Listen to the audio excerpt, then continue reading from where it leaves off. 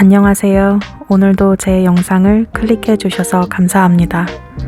제 2026년 새해 목표 중 하나가 유튜브 재도전하기였는데 어느덧 올해 들어 4번째 영상을 편집하고 있습니다. 아직까지는 그래도 일주일에 영상 하나씩은 꾸준히 업로드를 하고 있기 때문에 나름 계획을 잘 지키고 있는 것 같아 기분이 좋습니다.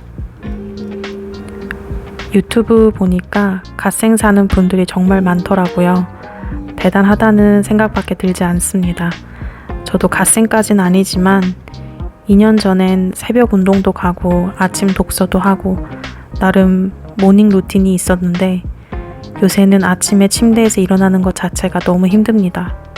침대에서 일어나 양치를 하러 가기까지 기본 20분 정도는 걸리고 어떤 날은 30분에서 40분 넘게 침대에서 민기적거리게 되더라고요. 요새 왜 이렇게 힘들죠? 다들 그런가요? 이제 저는 어느덧 한국보다는 호주에서의 직장 생활이 더 길어졌는데요.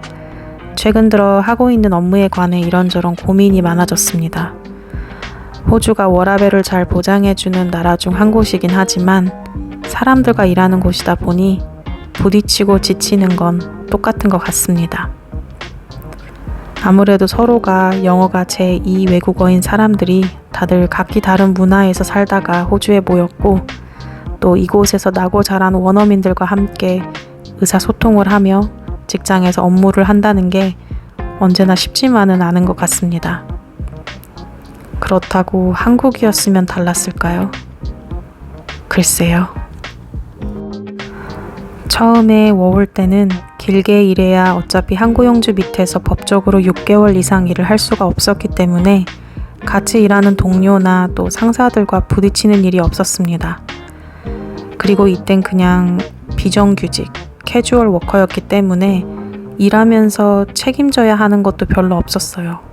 그냥 쉬프트 주면 감사히 받아서 출근하고 퇴근하고 가끔 다른 동료가 펑크 내는 쉬프트 받아 주급 외에 초과 수당 받았으면 돈 더 들어왔다고 좋아하고 그냥 그렇게 지냈던 것 같아요.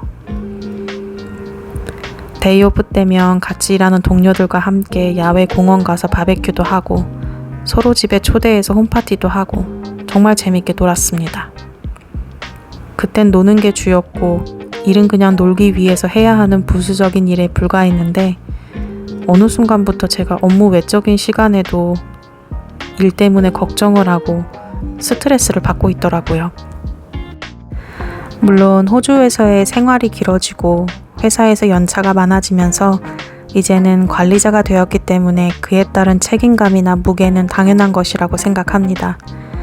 다만 집에 와서 쉬는 중간에도 일 때문에 신경을 쓰거나 다음날 해야 하는 업무가 조금 어려운 경우 쉬는 게 아니더라고요.